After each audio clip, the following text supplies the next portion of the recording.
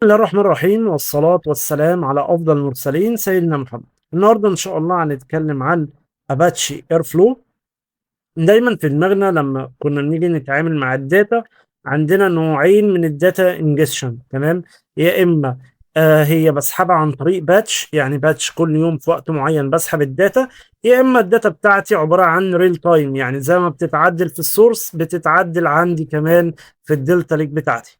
فكان في اكتر من طريقه، يا اما اسحب باتش او ريل تايم. لو ريل تايم زي ما قلنا بنستخدم كافكا، ولو باتش طبعا بنستخدم اير فلو. ولكن هل اير فلو هو اقدر اشتغل بيه باتش ولا لا؟ هو مختلط علينا الامر شويه في المفهوم ده، لان الاير فلو هو عباره عن سكادولر واورجنستريشن. تمام، اكتر من انه باتش اقدر اسحب بيه داتا. تمام، علشان كانت الاول الداتا بتتكتب او السكريبتات بتتكتب على كرون جوب، تمام، عشوائيه. هو جه ينظم لي الاير فلو كل الكلام ده، فاقدر يعمل لي اوتوميشن او اورجستريت مع سكادجولر معين علشان اقدر ارن السكريبت بتاعي في وقت معين واسحب الداتا واعمل كل البروسيس بتاعتي. تمام، فالاير فلو انا اقدر انتجريتد مع سبارك، مع اي حاجه. تمام، مع الداتا بيزز وهكذا. فهو البايب لاينز بتاعتي كمان الاير فلو كويس جدا ان انا اشوف الداتا كواليتي بتاعت الداتا اللي انا بسحبها دي صح ولا لا. تمام، المونيتورنج بتاعي ولا لا. كل ده هنتكلم فيه في التفصيل ان شاء الله في الفيديوهات بتاعتنا. السلسله بتاعت اير فلو ان شاء الله باذنك يا رب هتكون ما بين 5 ل6 فيديوهات، منهم 3 أو 4 تكنيكال، وهنتكلم عن بروجكت هنطبقه زي ما اتعودنا باسلوب جونيور، وبعد كده التفكير اللي هو يوصل للسينيور ليفل، وازاي اللي احنا نتعمق جدا في الاير فلو. دايما بقول افهم الانترنال بتاعت اي تكنولوجي احنا هنشتغل بيها، علشان طول ما انت فاهم تكنيكال كويس، طول ما انت هتعرف تطبق بعد كده في الشغل بتاعك، وتبقى فاهم البوتل نيك وانت بتصمم البايب لاين بتاعك. طيب، عندنا الاير فلو متكون ما بين 3 حاجات. عندنا يا اما اكسكيوتور وسكادجولر، او وكمان عندنا داك واوبريتور، وعندنا كمان التريجر رولز بتاعتنا. طيب، اللي احنا نتعلمه ان شاء الله في السيشن ده هنتكلم عن الاير فلو كومبوننتس، وسواء كانت سكادجولر، اكسكيوتور، وركر، ويب سيرفر، والميتا داتا داتابيز. هنفهم الكومبوننتس كلها بتاعت الاير فلو. وبعد كده هنتكلم عن الداج ديفينيشن، ايه هو الداج، وممكن يكون عندي اكتر من داج ولا لا. وبعد كده هنتكلم عن البايثون اوبريتور، او عندنا الاوبريتورز عامه بانواعها، سواء كانت بايثون اوبريتور، سبارك اوبريتور، او باش اوبريتور، او او حتى اس كيو ال اوبريتور. وعندنا كمان الداسك ديبندنس بتاعتي، سواء ايه اللي المفروض يتعمل قبل ده ولا ايه المفروض اللي يتعمل بعد ده، وهكذا امتى احدد ده، والورك فلو بتاعي ماشي ازاي كله. وبعد كده برضو هنتكلم عن التريجر رولز. تمام، امتى كلهم ينجحوا وكلهم يفشلوا، طب مين فيهم نجح مين فيهم فشل. وبعد كده عندنا برضو هنتكلم على الاكسكيوتورز. عندنا نوعين، عندنا لوكال اكسكيوتور وعندنا كمان سيلري اكسكيوتور.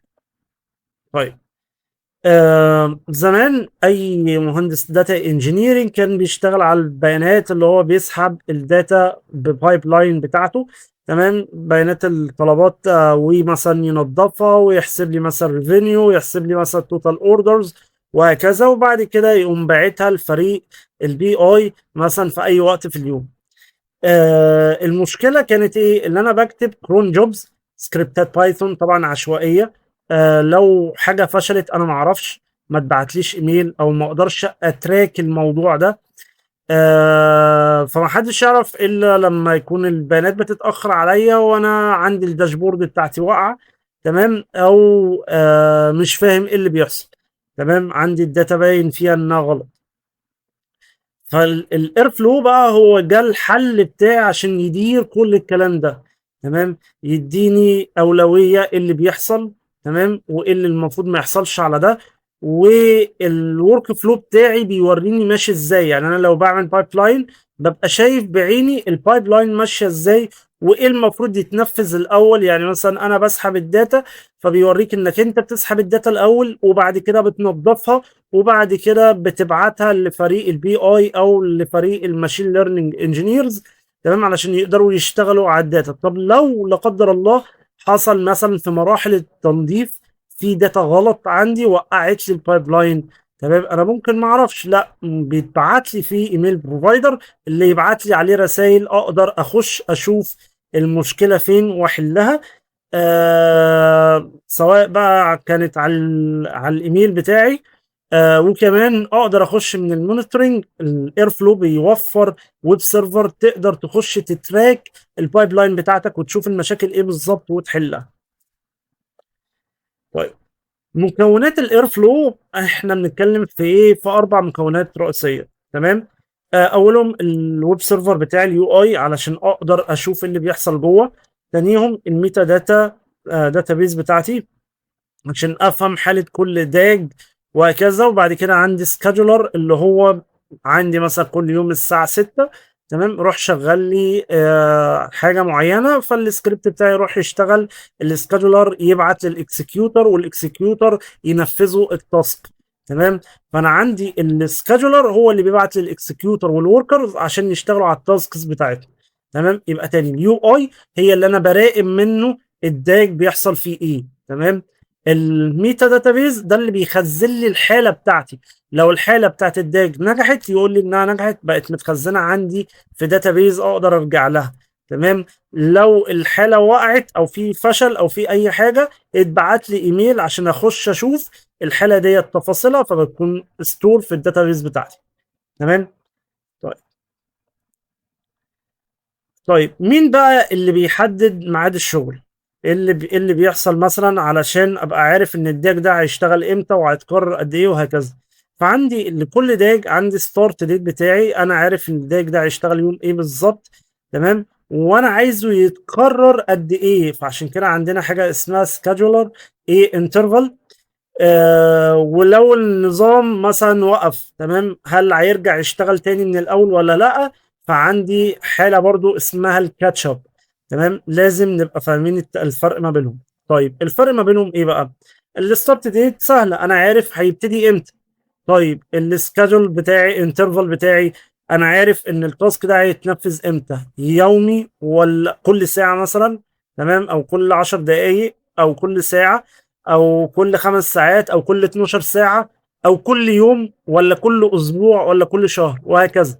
التكرار بتاعي او التاسك بتاعي ده بيشتغل لمدة قد ايه.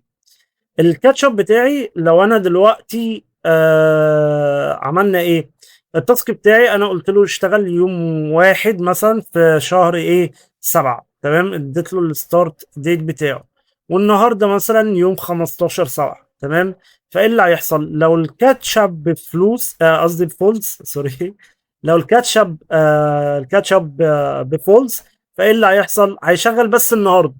طب لو كان بترو، الكاتش بتاع بترو، ايه اللي هيحصل؟ هيروح مشغل من يوم واحد ليوم 15، يشغلهم عشان جاي يجمع السكريبتات بتاعته، تمام.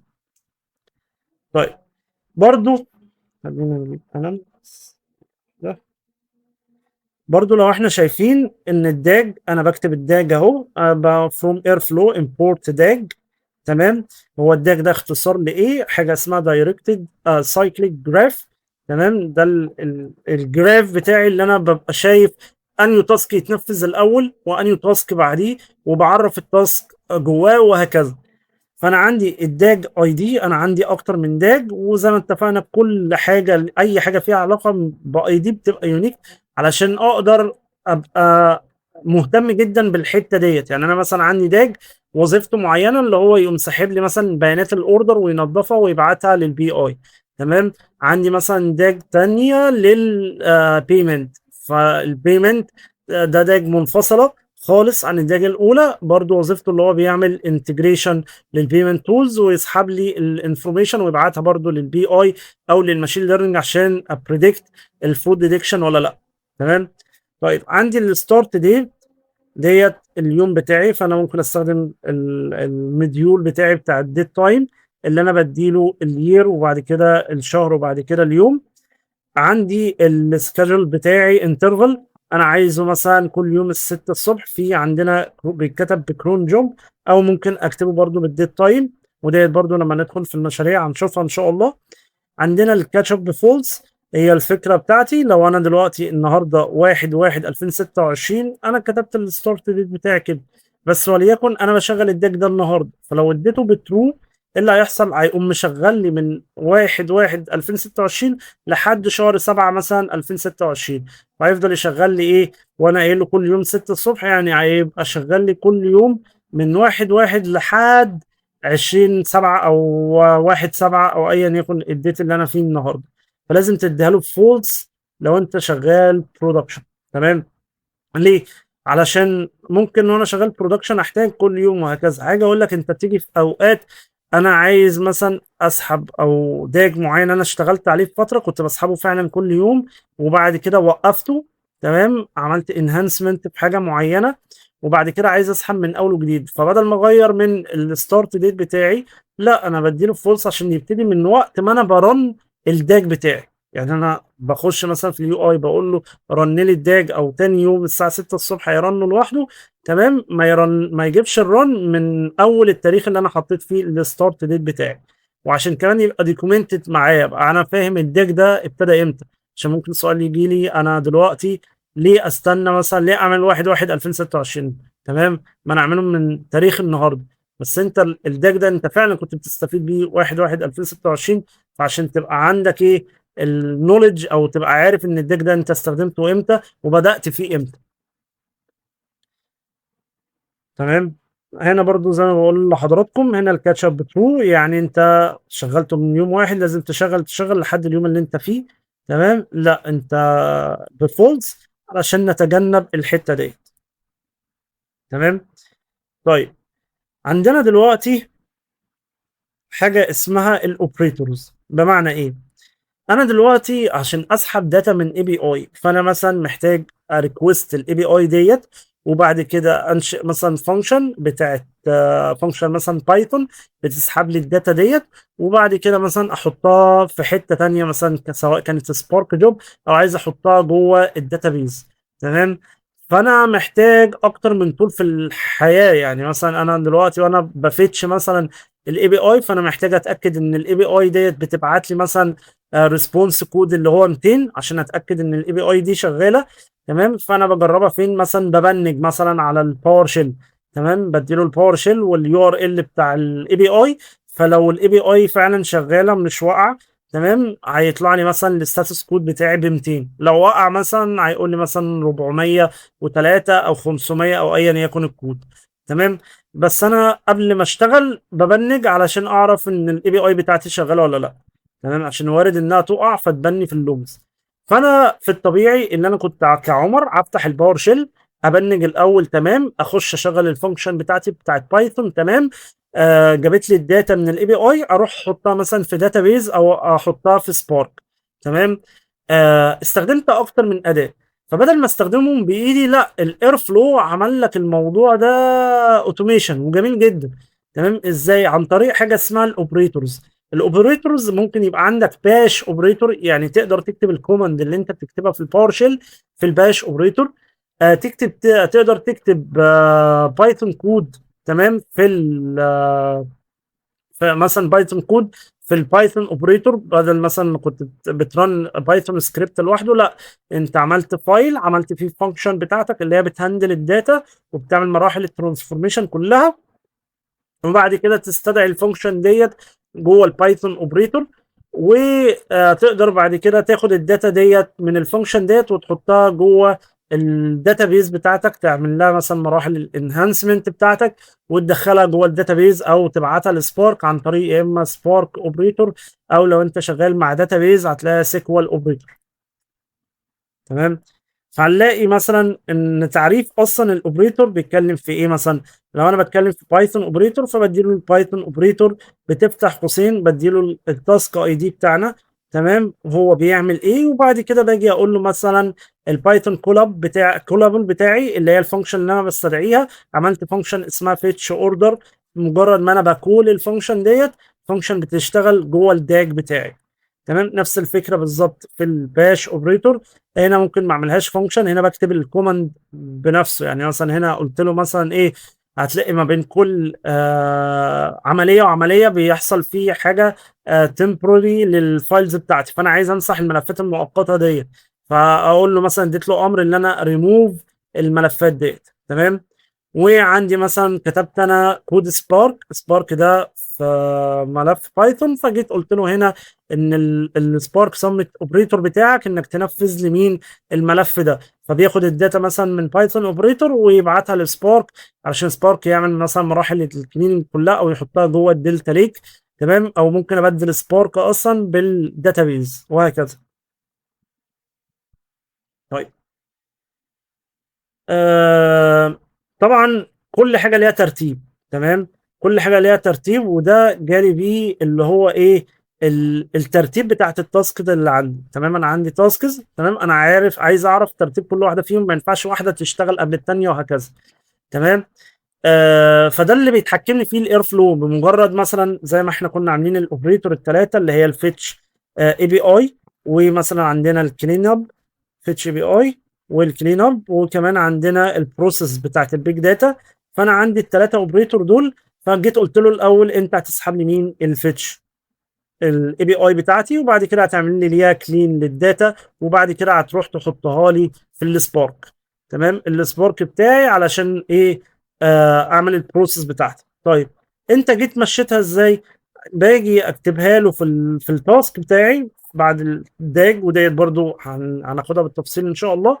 ان انا الاول اقول له نفذ لي الفيتش، وبعد كده السهمين دول، تمام، دول بنسميهم داون ستريم، بمعنى اللي انت بعد ما تنفذ دول نفذ لي الكلين، وبعد ما تنفذ لي الكلين اعمل لي بروسيس بالايه، بالعلامتين ايه الاكبر منه. طب لو انا عايز مثلا ينفذ لي البروسيس قبل الكلين اب، خلاص ابدل واعمل ايه ده. تمام.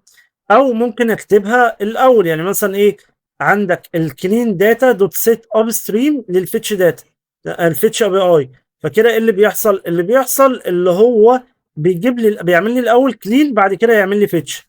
طب لو انا عايز اعكس، لو انا عايز اعكس هخلي الفيتش بي اي دوت سيت داون ستريم للايه، للكلين داتا. دايما وانت شغال هتلاقي نفسك انت اصلا ما بتستخدمش دول، بس انا بقولها لك فور نولج عشان لو لقيتها في اي كتاب ولا حاجه وانت بتذاكر. ولكن انت على طول بنستخدم العلامات الاكبر من، تمام، والاصغر منه وهكذا. الاكبر من العلامتين دول معناهم ايه، داون ستريم. طب لو انت عايز العكس، يا اما تكتبها بالطريقه ديت او نفسها بالظبط تبقى بالطريقه دي، بنسميها اب ستريم، معناه البروسيس داتا الاول هيتنفذ، وبعد كده ايه الكلين داتا وهكذا. طيب. طيب ايه اللي بيحصل بقى لو التاسك اللي معايا ده فشل او حصل له لا قدر الله اي حاجه؟ تمام. فانا لازم ابعت ايه اليرتنج، صح ولا لا؟ فعندي حاجه اسمها التريجر رولز بتاعتي. تمام. التريجر رولز بتاعتي لو مثلا عندي كله نجح، فمثلا يقول لي الاول سكسس، وبعد كده ادي له الايميل بروفايدر عشان يبعت لي ايميل ان كله نجح. تمام. طب لو حاجه منهم فشلت، يبقى مثلا بيبقى عندي حاجه اسمها من التريجر، تمام، اسمها وان فيلد، معناها ان في تاسك مثلا معين لو فشل يبعت لي ايه، تنبيه او يبعت لي نوتيفيكيشن. تمام. طيب هنا عندي برضو رول تانية او تريجر تانية، ممكن اقول له نو one failed minimum one success، بمعنى ايه، لو كلهم فشلوا اسكيب، المضام واحد بس اشتغل. تمام. طيب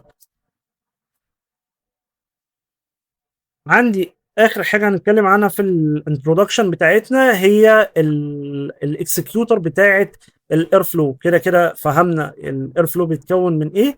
تمام. احنا عايزين نعرف الوركر بتاعنا. هو كل وركر بيبقى ليها اكسكيوتور. الاكسكيوتور ديت بتتكون من ايه؟ عندنا مثلا لوكال اكسكيوتور، تمام، وعندنا كمان سالاري اكسكيوتور. تمام. عندنا اللوكال اكسكيوتور ده لو انت شغال على سيرفر واحد، يعني الاير فلو بتاعك على سيرفر واحد، وده بيتكلم على فيرتيكال سكيلينج، بمعنى اللي انت اكسكيوتور واحد على سيرفر واحد، لوكال اكسكيوتور على سيرفر واحد، وانت بتتحكم في مين، في الرام، في الميموري بتاعت السيرفر ده.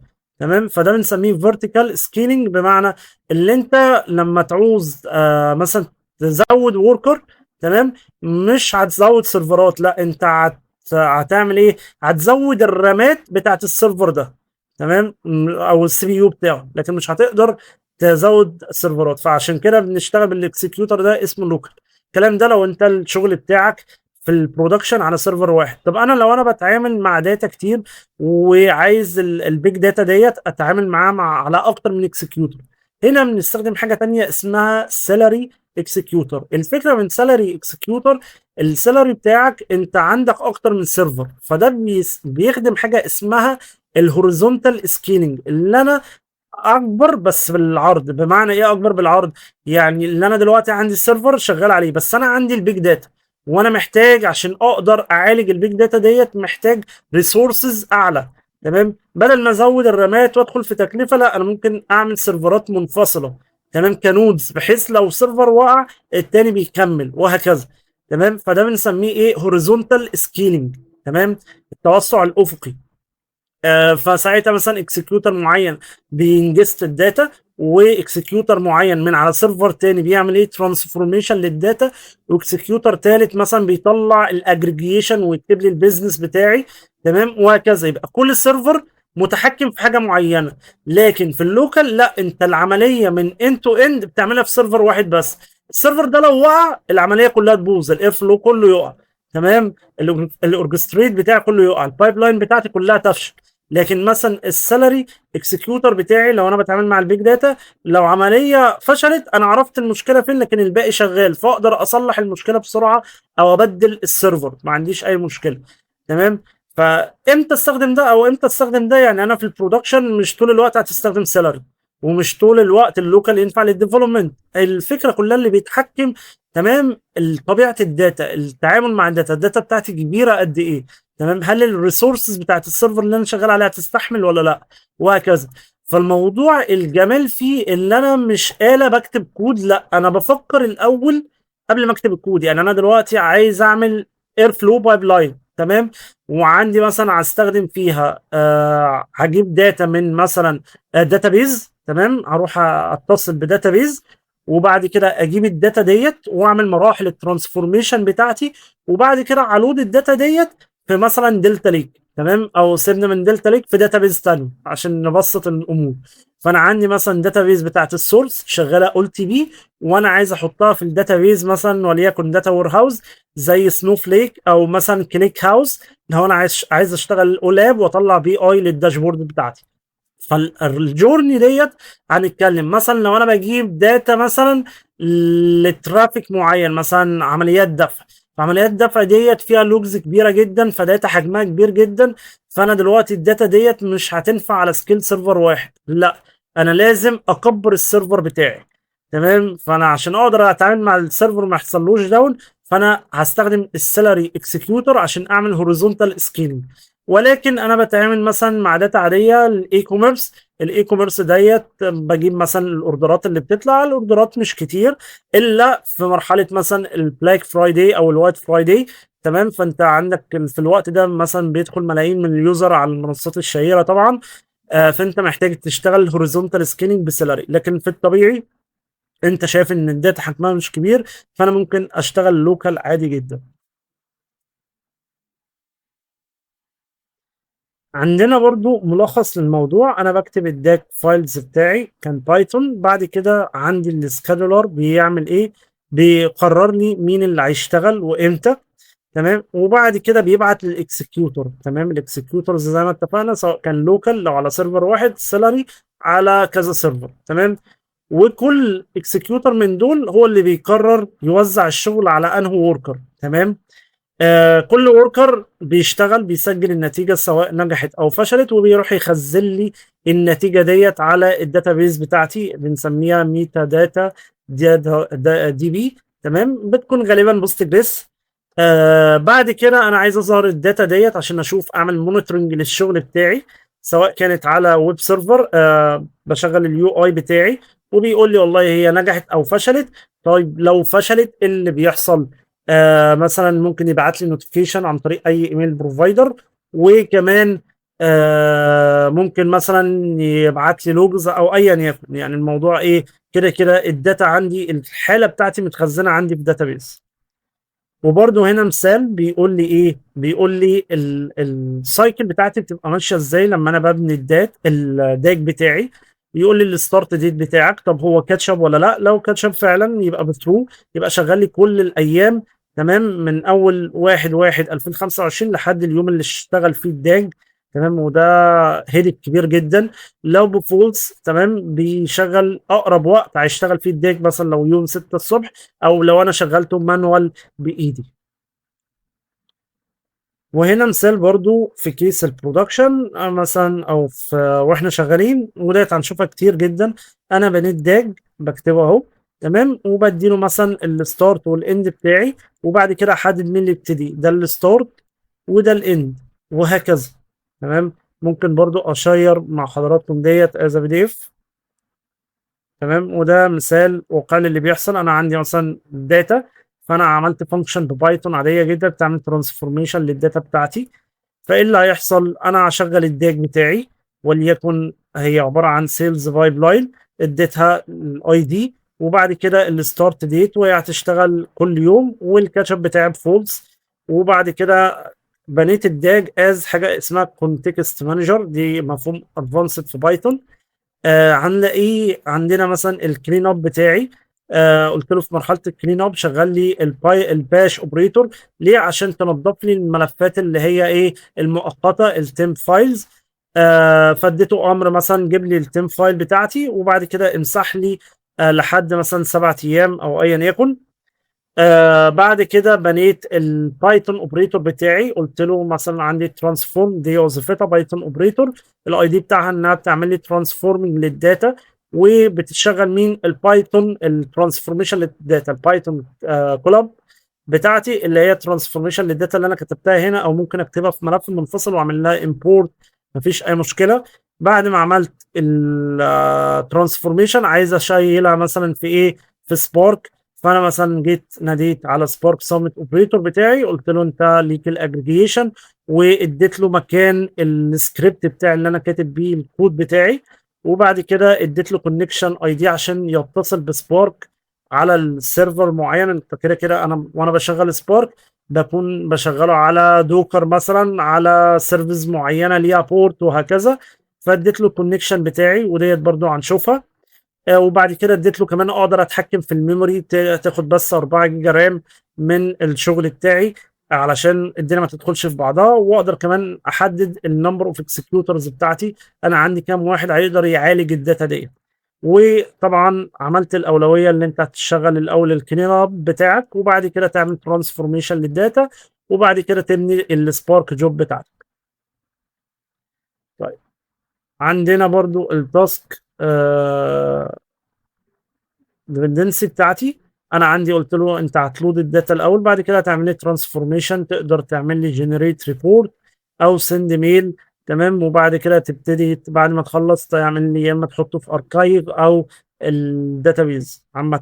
فجيت مثلا لما اجي اقول له من لود لترانسفورميشن، تمام، يبقى انت هتعمل لي اللود الاول، بعد كده تعمل لي ترانسفورم للداتا. طب لو كتبتها بالمنظر ده، تمام، برضو اتجاه السهم رايح للترانسفورم، يبقى انت هتبتدي برضو باللود، وبعد كده تشتغل على الترانسفورم. تمام، نفسها بالظبط. لو انا رايح كده فاسمها داون ستريم، لو انا رايح كده اسمها اب ستريم. عندنا برضو التريجر بتاعي، لو انا عندي سورس داتابيز، تمام، السورس ده بيطلع الداتا بتاعتي. فانا عندي يا اما مثلا عندي اكتر من سورس، انا بستخدم سورس داتابيز مع اي بي اي، مع سورس فايلز او ايا يكن. فانا بجمع الداتا دول، عملت تريجر، لو كلهم نجحوا امرج للداتا ديت. تمام، وبعد كده اطلع مثلا الريبورت بتاعي او الاجريجيشن بتاعي. طيب لو في مشكله واحد منهم وقع، تمام، اللي هو مثلا وان فيلد ولا ايا يكن، ابعت اليرت ان الحق في مشكله، خش حلها، وهكذا. تمام. ده كل حاجه عن الانترودكشن ان شاء الله في اير فلو. اتمنى ان الموضوع اصلا اير فلو عامه اتفهم ولا لا قبل ما ندخل في مرحله الكود. وان شاء الله يكون سهل، واتمنى لكم التوفيق. وإن شاء الله نخلّي السيشن الجاية بإذنك يا رب اللي أنا نعمل كود بإيدينا، تمام، علشان يبقى الموضوع واضح وإحنا بنحل، وبعد كده المرّة اللي بعدها إن شاء الله هنكمّل دي الtechnical وهكذا، يعني كل مرّة أخدنا الجزء الtechnical بتاعه وبعد كده هنطبّقه في كود، وبعد كده نكمّل الجزء الtechnical بتاعه وبعد كده نطبّقه في كود وهكذا. أتمنى تكونوا استفدتم، ولو في أي سؤال سيبه لي في التعليقات، وشكرًا شكرًا جدًا على الدعم الحلو ده اللي بالاقيه من حضراتكم، والسلام عليكم ورحمة الله وبركاته.